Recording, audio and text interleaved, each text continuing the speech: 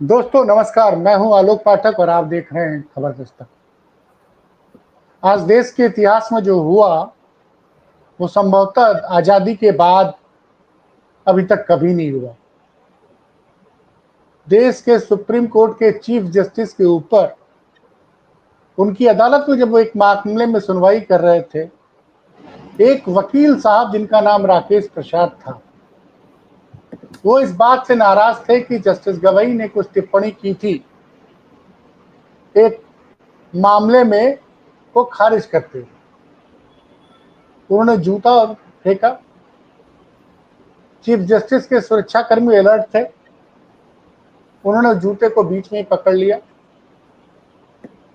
लेकिन यहाँ तारीफ करनी पड़ेगी चीफ जस्टिस गवई साहब की। उन्होंने कहा कि ये सब चीजें होती रहती हैं, आप लोग जो वकील वहां जिरा कर रहे थे आप अपना जिरा करते रहिए, मैं अपना काम, मुझे इन चीजों से कोई फर्क नहीं पड़ता रहा। और काम नहीं रुका, उनकी अदालत में काम होता रहा। लेकिन जैसे ये खबर मीडिया में बाहर आ गई और जब उस वकील राकेश प्रसाद को सुरक्षाकर्मी पकड़कर बाहर ले गए, पुलिस को सब हैंडओवर किया, तो वो सनातन की अपमान नहीं सहेगा हिंदुस्तान टाइप की नारे लगाते हुए चले गए मीडिया। और अब खबर बाहर आ गई और ये खबर जैसी होती है, आजकल क्या है कि हिंदुस्तान दो भागों में बटा हुआ है। चीफ जस्टिस ने भगवान विष्णु के मामले में एक टिप्पणी की थी। मामला खजुराहो के एक बावन मंदिर का था। वहां एक मूर्ति भगवान विष्णु की लगी थी, वो मूर्ति टूटी हुई थी, तो उसमें नई मूर्ति लगाने के लिए आवेदन किया गया था। तो चीफ जस्टिस साहब ने कुछ कहा था, क्या कहा था क्योंकि उसको लेके क्लियरिटी नहीं है, इसलिए मैं उस चीज का, लेकिन जो भी कहा था उन्होंने कहा था भाई आप अपने भगवान के पास जाइए, भगवान, कुछ ऐसा ही कहा था शायद। उसके बाद बवाल हो गया। जब बवाल हो गया कि भाई चीफ जस्टिस ने सनातन धर्म के बारे में ऐसा बोल दिया, तो गवई साहब ने 2 दिन बाद स्पष्टीकरण दिया कि भाई मैं सभी धर्मों का आदर सम्मान करता हूं, मेरा उद्देश्य किसी की भावना को ठेस पहुंचाने का नहीं था। भारत सरकार के सॉलिसिटर जनरल का भी बयान आया कि साहब सोशल मीडिया पे चीजें बढ़ा चढ़ा कर बताई जा रही, ऐसा कुछ नहीं कहा था। और गवई साहब के साथ जो दूसरे जज थे उन्होंने भी कहा था कि सोशल मीडिया दरअसल एंटी सोशल मीडिया हो गई है। जो चीज गवई साहब ने नहीं कही वो उसको वहां पे लिखा पढ़ा जा रहा है। तो इस पर सब मैंने रिक्वेस्ट किया उत्तर प्रदेश के पूर्व डीजीपी सुलखान सिंह साहब को, दर्शकों को जानकारी दे दूं कि आप डीजीपी जरूर रहे लेकिन साथ साथ आपने लॉ की डिग्री भी ले रखी है। फिलहाल रिटायरमेंट के बाद लखनऊ हाई कोर्ट में प्रैक्टिस कर रहे हैं। तो सर ये जो प्रकरण हुआ, इसको कई लोग सीधे विपक्ष ने इसको लपक लिया। विपक्ष ने लपक लिया कि ये सीधे संविधान पर हमला है और इसको दलित पे भी हमला बता दिया लोगों ने। आप एज ए मतलब as a student of law, as a practicing lawyer, आपका क्या इस घटना पर आपकी राय है? आलोक जी, ये एक बहुत ही गंभीर घटना है ये, और इसको आइसोलेशन में यानी अकेले नहीं देखा जाना चाहिए। इसके कुछ हफ्ते पहले एक एमपी हैं भारतीय जनता पार्टी के निशिकांत दुबे जी, हाँ उन्होंने सर, बहुत ही हाँ। अफसोसनीय और धमकाने वाली बातें कही थी सुप्रीम कोर्ट के जजों के बारे में। और ये कई बार इस तरह की चीजें हो चुकी हैं। और ये खजुराहो की मूर्ति वाले टिप्पणी के बाद भी काफी दिनों सोशल मीडिया में ये एक आक्रामक जहरीला दुष्प्रचार हो रहा था। तो ये सब इसको एक परिदृश्य में देख करके और मतलब करना आप चाहिए कह रहे ये। हैं कि निशिकांत दुबे चूंकि सत्ताधारी दल के एमपी हैं और उन्होंने बयान दिया लोकसभा में कि बड़ी अनुचित टिप्पणी की थी सुप्रीम कोर्ट के बारे में, बिल्कुल सही कह रहे हैं आप। तो आप सब कह रहे हैं कि इन सबका चैन रिएक्शन है ये। तो ये सभी को एक दृष्टि से देखना होगा। ये हाँ। कई बार इस तरह की घटनाएं हो रही हैं। कहीं कोई बात होती है तो तुरंत जजों पे हमला शुरू कर देते हैं लोग जो हैं। तो ये तो देश की सॉवरेनिटी और देश की इंटीग्रिटी को भंग करने वाली बातें हैं। ये बहुत ही गंभीर मामला है। ये आईपीसी के तहत दंडनीय तो है ही, ये राष्ट्रीय सुरक्षा अधिनियम के तहत इसमें कार्रवाई होनी चाहिए। और ऐसी बातों पर बहुत सख्ती के साथ रोक लगाई जानी चाहिए। मैं माननीय गवई जी से थोड़ा सा इस मामले में सहमत नहीं हूँ। उनको इस मामले को ऐसे ब्रश नहीं करना चाहिए, क्योंकि ये एक चीफ जस्टिस के ऊपर हमला नहीं है, ये खाली न्यायपालिका के ऊपर हमला नहीं है, ये एक तंत्र को जो है, जो 3 पैर हैं लोकतंत्र के, उनमें से एक महत्वपूर्ण जो आर्बिट्रेशन करता है, जो पैर जो है नागरिकों की सुरक्षा, नागरिकों के अधिकारों की रक्षा करता है, उसको जो है धमकाने वाली बात है। मैं थोड़ा सा कमेंट उसमें भी करूं, खजुराहो वाले मामले पर भी। खजुराहो में टूटी हुई मूर्ति को बदलने का जो रिट थी, वो अपने आप में एक मिस्चीवियस टाइप की रिट थी, शरारतपूर्ण रिट है। आर्कियोलॉजिकल सर्वे ऑफ इंडिया के जो मंदिर या कोई भी प्लेसेज हैं, उसमें आप किसी टूटी हुई मूर्ति को बदल नहीं सकते हैं, टूटी हुई बिल्डिंग को दोबारा नहीं बना सकते हैं। केवल रखरखाव मरम्मत की जा सकती है, जिससे कि वो फर्दर उसमें कोई टूट फूट ना हो। वो कोई नहीं कर सकता है उसको, ये कानून के खिलाफ है। इनको इस तरह की रिट करना ही अपने आप में एक शरारतपूर्ण चीज थी, और सुप्रीम कोर्ट ने उसमें कोई ऐसी टिप्पणी नहीं की है जो अशोभनीय या गलत कही जा सके। उन्होंने रिट खारिज कर दिया और उन्होंने कहा भाई हम कुछ नहीं कर सकते हैं, see if the deity can do something. ये एक लाइट वेन में इसको लिया जाना चाहिए, लेकिन बड़े ऐसे कमजोर लोग आ जाते हैं, भाषा की नास्टीज को भी नहीं समझते हैं, और वो इस तरह की जरूर बातें करते हैं। बड़ा दुर्भाग्य है कि हमारे देश में एक ऐसा वर्ग विकसित हो गया है जो निहायत जहरीली बातें सोशल मीडिया पे और पब्लिक प्लेस पे जाकर करता है, हमला करता है, तुरंत आक्रामक मुद्रा में हो जाता है। ये एक बड़ी खराब टेंडेंसी डेवलप हो रही है। तो इस पे जो है सरकार को बहुत इसमें कड़ा रुख अपनाना चाहिए। मैंने इस पे एक बार पहले भी लिखा था, मैंने हरिशंकर परसाई जी का एक उदाहरण दिया था। उन्होंने लिखा था 1991 में, ये हताश, निराश, अनएम्प्लॉयड, इनकॉम्पिटेंट लोगों की भीड़ जो है ये बढ़ती जा रही है इस देश में, और इसको ऐसी भीड़ को पूर्व में नेपोलियन ने, मुसोलिनी ने मिसयूज किया था। हमारे देश में भी ये भीड़ बढ़ रही है, हमारे देश में इसका दुरुपयोग लोकतंत्र के लिए किया जा सकता है। ये 91 में हरिशंकर परसाई जी ने लिखा था, इस पर मैंने पोस्ट भी लिखी थी कुछ दिन पहले। तो ये मामले को आइसोलेट नहीं लेना चाहिए, सरकार को इसमें तुरंत जांच कराना चाहिए, देखना चाहिए कि कौन लोग शामिल थे ये घटना कराने में। जो लोग सर आपने तो बड़ी, मैं आपको रोक रहा हूँ सर, मतलब मैं दर्शकों को बता दूं कि सर ने क्या बताया कि ये मामला सुप्रीम कोर्ट में जाना ही नहीं चाहिए था। ये आर्कियोलॉजिकल सर्वे ऑफ इंडिया के पास संरक्षित इमारत है, और संरक्षित इमारत के मुख्य स्वरूप में कोई बदलाव नहीं किया जा सकता, जैसा सर का कहना था। तो एक तो ये इसको मतलब शिकायत के मतलब रॉन्ग इंटेंशन की को लेकर इस आपका कहना है इस याचिका को सुप्रीम कोर्ट में दाखिल किया गया था। मतलब मैं गलत नीयत से, मैं समझना चाह रहा हूं सर, आप यही कहना चाह रहे हैं ना, गलत नीयत से इस मुकदमे को इस याचिका को खजुराहो के मुद्दों को सुप्रीम कोर्ट में पेश किया गया था। जी बिल्कुल गलती कर, तो कोई औचित्य नहीं था। ये सब जानते हैं कि किसी भी आर्कियोलॉजिकल प्लेस में तो आप उसको कुछ स्वरूप नहीं बदल सकते हैं। मूर्ति टूटी है तो टूटी ही रहेगी, बदल नहीं सकते आप उसको। और वो जो वर्ड आपने यूज किया जरा अंग्रेजी में फिर से बता दीजिए ताकि दर्शक ध्यान से सुन सके। कौन सा, किस बारे में? जो जस्टिस गवई ने जो एक्चुअल टिप्पणी की थी, उन्होंने कहा कि only deity you may pray to deity it can do something, इस तरह से कुछ कहा था उन्होंने। और वो एक लाइट वेन में होता है, जब वो केस खारिज कर रहे हैं तो भाई आप हम कुछ में कुछ, कोर्ट कुछ नहीं कर सकती है। उन्होंने कोर्ट जानता था कि इसमें एएसआई भी कुछ नहीं कर सकता है, तो इसलिए उन्होंने ये भी नहीं कहा कि एएसआई इसको करे, कि एएसआई को अधिकार नहीं है ये करने का, ये सरकार को अधिकार नहीं है बदलने का उसको।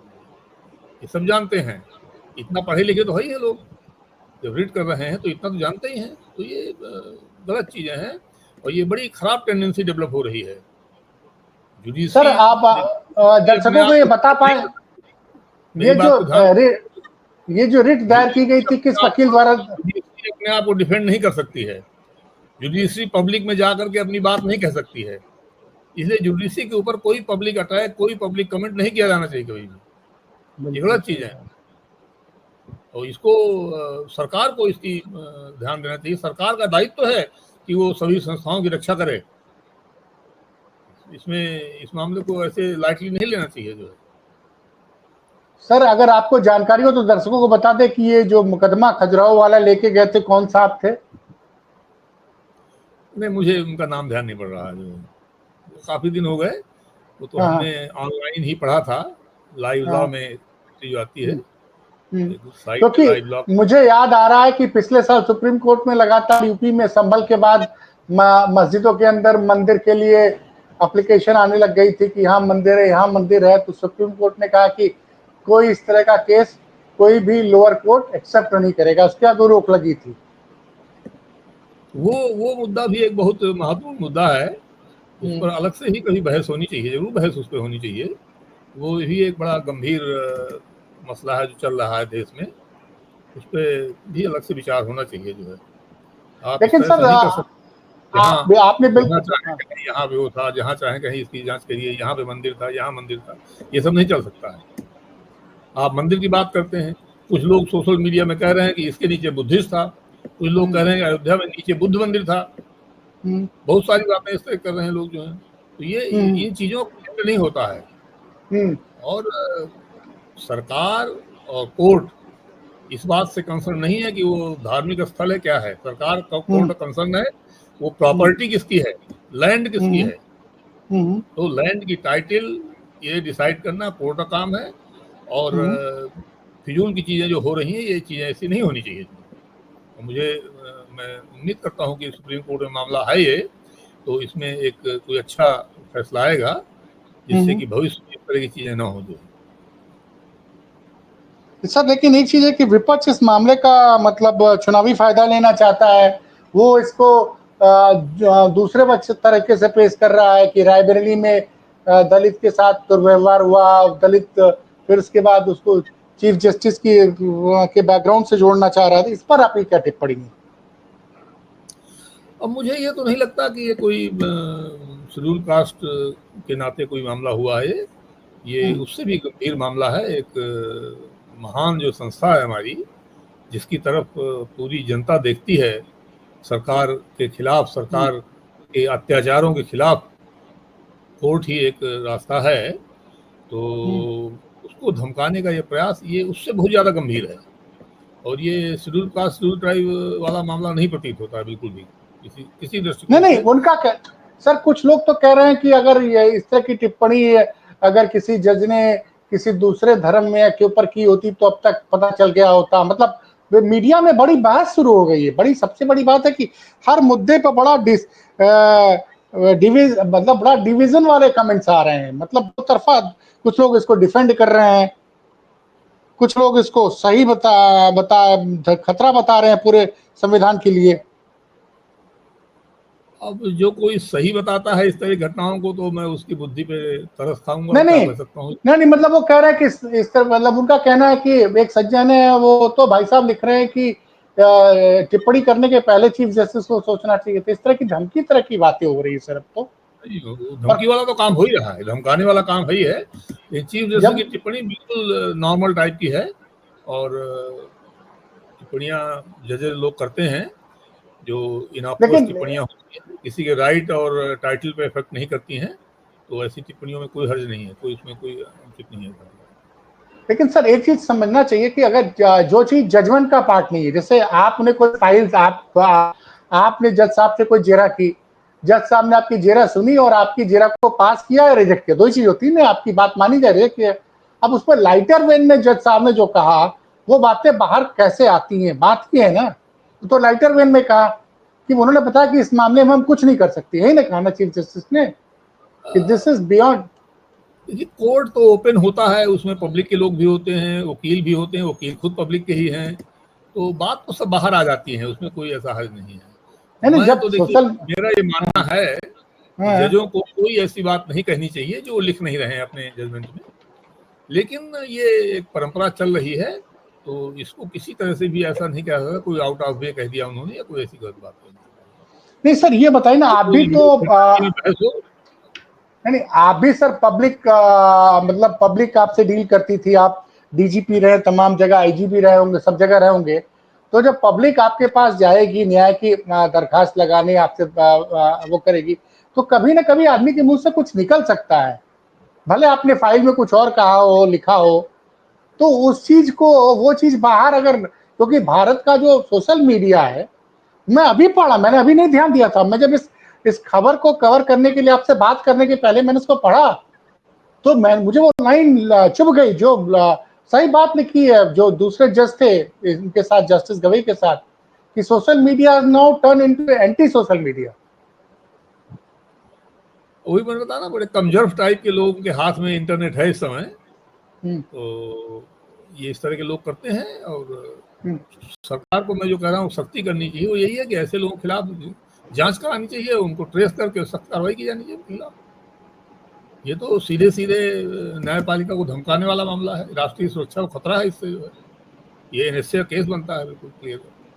इसके अलावा ये आईपीसी का भी गंभीर मामला बनता है इसमें। अब तो बीएनएस है, तो बीएनएस की धारा 221, 121, 121(1), 121(2), रेड बिल सेक्शन 62, 329(1), 329(3), 332(1), 7 साल तक की सजा है इसमें। बहुत गंभीर मामला है ये, तो इसमें एफआईआर तुरंत होनी चाहिए। और ये तो सख्त एनएसए वाला केस है। ये व्यक्ति जो है ऐसी घटनाएं करेगा, ये मान नहीं सकता ऐसा। तो आप ये मानते हैं कि देश की संप्रभुता पर खत्म ये हमला है? जी, ये बहुत गंभीर मामला है, बहुत ही गंभीर मामला है, आईपीसी से कहीं ज्यादा मामला बड़ा है। इसको किसी को भी, अपोजिशन को भी और रूलिंग पार्टी, किसी को भी इसको पॉलिटिकली या हल्के में नहीं लेना चाहिए। मैं अपोजिशन से भी मेरा यही अनुरोध है कि वो इसको पॉलिटिकल इशू बनाने के बजाय इसको गंभीरता से इसमें करें। इसमें गवर्नमेंट से डिमांड करना चाहिए कि इसमें जांच कराई जाए कि कौन लोग हैं ये। कहीं ऐसा तो नहीं कि कोई संगठित करके इन्होंने इस कुर्सी को भेजा है। जो लोग अभी तक अभियान चला रहे थे, क्या उनका सबका ये स्पॉन्सर्ड कैंडिडेट था? क्या था ये? कुछ भी हो सकता है। जब गांधी जी की हत्या हुई थी तो बहुत सारे लोगों ने उसको प्रॉम्प्ट किया था, नाथूराम गोडसे को, तो वो सब निकल के काफी चीजें सामने आई, बहुत सारी चीजें नहीं सामने आई। तो इस तरह के मामले ये छोटे मामले नहीं है, कोई ऐसा नहीं है किसी ऑर्डिनरी आदमी को किसी ने जूता फेंक दिया है, ढेला फेंक दिया, ऐसी बात नहीं है। ये टेरराइज करने की बात है। लेकिन सर मैं फिर वापस उसी बिंदु पे आऊंगा जो आपने शुरू में कहा, तो अगर निशिकांत दुबे पे कार्रवाई हो गई होती, इस तरह का उन्होंने सुप्रीम कोर्ट पे बयान दिया है, तो शायद तब ये शायद चीजें इतनी नहीं बढ़ती, लोगों का मनोबल इतना नहीं बढ़ता। बिल्कुल बिल्कुल आप ठीक कह रहे हैं, लेकिन अब नहीं हुआ है, तो अब एक बार फिर से इन्वेस्टिगेट हो जाए मामला पूरा। गंभीर मामला है ये कुल मिला के एग्जीक्यूटिव की जिम्मेदारी बनती है, कार्यपालिका की ये जिम्मेदारी है कि चाहे वो न्यायपालिका हो चाहे विधायिका हो, अगर संस्था पे हमला होता है तो कार्यपालिका को देखना है इसको। अगर कार्यपालिका को लगता है कि इसमें कुछ कानून बनना चाहिए तो उसको विधायिका के पास जाना चाहिए, लेकिन इस मामले को छोड़ना नहीं चाहिए ऐसे। जो है ये मामला छोटा नहीं है ये। नहीं, लेकिन आप तो कारण बता रहे हैं कि निशिकांत दुबे सांसद होते हुए सुप्रीम कोर्ट पे ऐसा हमला बोल रहे हैं। वो जो सुप्रीम कोर्ट ने कहा था तमिलनाडु के गवर्नर वाले मामले पे, भाई सुप्रीम कोर्ट को आम जनता के लिए आप बताइए, सुप्रीम कोर्ट का काम क्या है सर? जरा आम जनता को आप, क्योंकि प्रशासक भी रहे हैं, वकील भी हैं, तो उनको जरा समझाइए, दर्शक हमारे समझे कि सुप्रीम कोर्ट का काम यही है ना कि सरकार संविधान के हिसाब से काम करे। देखिए, सुप्रीम कोर्ट का अपील और इसके अलावा हाई कोर्ट की अपीलें वगैरह भी देखते हैं लोग जो हैं, लेकिन इनका काम है संविधान का इंटरप्रिटेशन करना। और खास तौर पे अगर कोई विवाद खड़ा होता है, चाहे वो आम नागरिक और सरकार के बीच में है, चाहे राज्य सरकार और केंद्र सरकार के बीच में है, तो उसका फैसला भी सुप्रीम कोर्ट ही करेगा। ये प्रोविजन है इसमें। और अगर किसी का फंडामेंटल राइट उल्लंघन होता है तो वो व्यक्ति सीधे सुप्रीम कोर्ट जा सकता है। सुप्रीम कोर्ट इस मामले में बहुत एक अलग तरीके से स्थित है। तो ये सेंट्रल गवर्नमेंट को समझना चाहिए कि ये आपके ऊपर ही ओवरसाइट करती हैं। राष्ट्रपति के गतिविधियों को भी सुप्रीम कोर्ट निर्णय करता है उस पर। तो कहीं ऐसा ना लगे कि सरकार इस धमकाने वाली उसमें शामिल है, इसलिए सरकार को पहल करके क्लियर करना चाहिए इस चीजों को। नहीं तो आप तो कह रहे हैं कि जो आदमी जिसने हमला किया उसका बैकग्राउंड भी चेक करना चाहिए कि इसके पीछे कौन कौन लोग हैं। हाँ हाँ, बिल्कुल बिल्कुल बैकग्राउंड चेक करना चाहिए। और पिछले साल 2 साल 3 साल में जो भी ठीक समझे गवर्नमेंट जो है, जितनी भी घटनाएं हुई हैं जगहों को धमकाने की, इंटरनेट पे, फिजिकली, तो उन सब के जांच करानी चाहिए और सबको देखना चाहिए कोई लिंक तो नहीं है आपस में इनमें बीच में। तो ये इसको देखना चाहिए इस बात को। मैंने तो अभी आपने जब बताया तभी मैंने देखा, ये मुझे डिस्टर्बिंग ये ट्रेंड लग रहा है। ये इस तरह तो कोई संस्था काम नहीं कर सकती, फिर तो बड़ा मुश्किल हो जाएगा। इस मामले की गंभीरता को जिस तरह से आपने समझाया है सर, तो ये उतना छोटा मामला नहीं जितना छोटा मामला हम लोग समझ रहे हैं।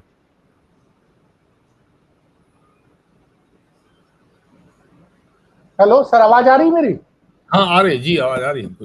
मैंने कहा कि सर ये उतना छोटा मामला नहीं जितना छोटा हम लोग समझ रहे हैं। नहीं नहीं नहीं नहीं, ये उतना छोटा नहीं है। ऑर्डिनरी ऐसे किसी आदमी की हिम्मत नहीं पड़ेगी कि सुप्रीम कोर्ट में जाकर ऐसी घटना करे। इसको इसको ठीक से देखना चाहिए, जरूर कोई ना कोई इसके पीछे कोई जरूर होगा आदमी। मतलब एक तरह से सुप्रीम कोर्ट की अथॉरिटी को चैलेंज करने की पूरा खेल है अगर समझा जाए तो। विपक्ष लगातार ये आरोप लगा रहा है, राहुल गांधी बार बार कह रहे हैं कि ये लोग संविधान को कुछ नहीं मानते, कुछ नहीं समझते हैं। ये तो अगर न्यायपालिका को अगर इंटिमिडेट कर लिया तो लोकतंत्र खत्म हो गया, समझ लीजिए। फिर काहे का लोकतंत्र रहेगा?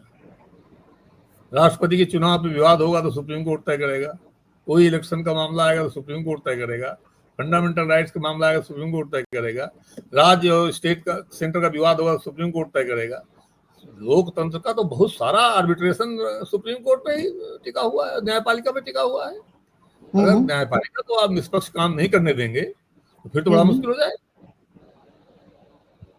ये तो वही बड़प्पन है कि उन्होंने ऐसी बात कही, लेकिन इसको उनकी बात को नजरअंदाज करके सरकार को इसमें एक्शन लेना चाहिए।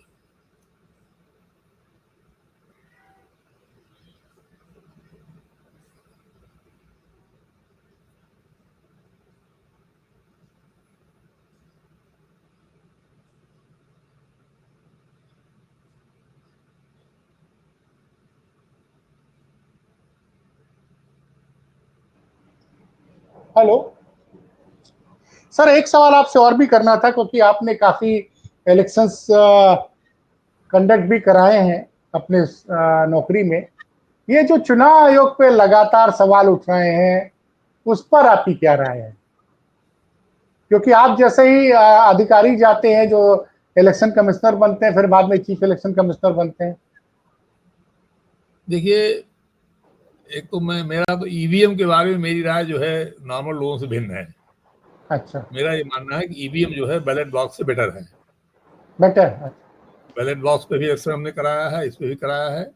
बैलेट बॉक्स में जितनी बुराइयां हैं वो इसमें नहीं है। बैलेट बॉक्स वाले में सबसे बड़ी एक समस्या जो होती है, मैं आपको थोड़ा जल्दी से बता दूं कि पहले एक एक कैंडिडेट के एक एक जो सिंबल है उसके नोटों के बंडल बनाए जाते हैं। 50-50 के, 20-20 के, मुझे ठीक से ध्यान नहीं पड़ रहा है।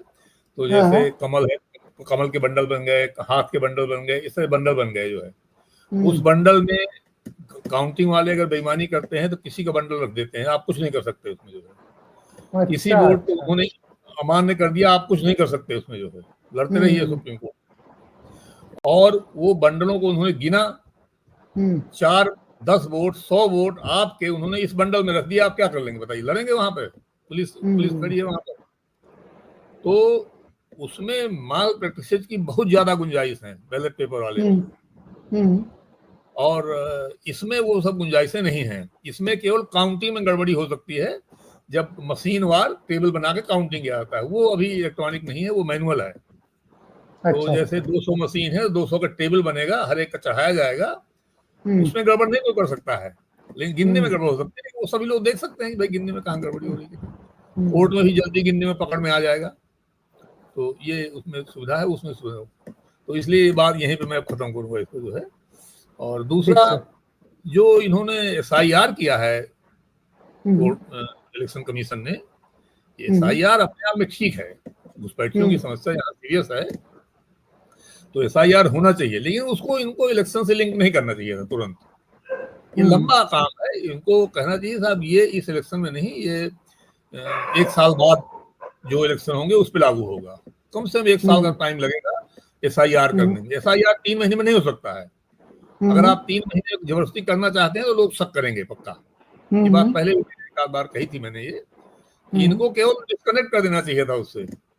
एसआईआर हम पूरे देश में करेंगे, लेकिन वो 1 साल के बाद लागू होगा, जो चुनाव होगा उसके बाद लागू होगा। ये कह दे 25 है 27 के एंड उसके बाद के चुनाव में लागू होगा वो। अब आप जबरदस्ती बिहार में कह रहे हैं 3 महीने में चुनाव है, इसमें लागू होगा, तो लोग शक करेंगे, क्योंकि 3 महीने में आपत्तियां कोई नहीं देख सकता, कोई आपके खिलाफ आपके पास अपील नहीं कर सकता, कोई शिकायत हो तो कोर्ट नहीं जा सकता, कहीं कुछ कर नहीं सकता वो आदमी जो है। तो ये शक अपने आप पैदा हो जाएगा। अच्छा, वैसे बार काउंसिल कि उनकी भूमिका जो है निष्पक्ष हो और निष्पक्ष दिखाई पड़े, ये बहुत जरूरी है। 3 महीने के टाइम के कारण सारा समस्या हुई है। कोई एसआईआर पे आपत्ति नहीं करेगा, न कर रहा है। अगर खाली यही कर देंगे 27 एंड उसके बाद के चुनाव में लागू होगा, अगर इतना कर देते कोई शक नहीं कर सकता, कोई ग्राउंड नहीं बनता क्वेश्चन। जैसे बिहार में ये पिछले साल ही कर लिए होते, 24 से शुरू किए होते, तो कोई ऑब्जेक्शन नहीं करता, कोई नहीं कर सकता, कोई कर ही नहीं सकता। ये इलेक्शन कमीशन का अधिकार है वोटर को देखना, तो ये उनको करना चाहिए। अच्छा कर रहे हैं, अच्छी बात है, लेकिन उसको बस केवल एक काम में गड़बड़ कर दिया उन्होंने कि बिहार में शुरू किया और बिहार के 3 महीने में चुनाव है। वो 3 महीने कहाँ सर, फाइनल वोटर लिस्ट जो है रह गया, उस समय शायद 3 महीना था, अब तो और कम रह गया है।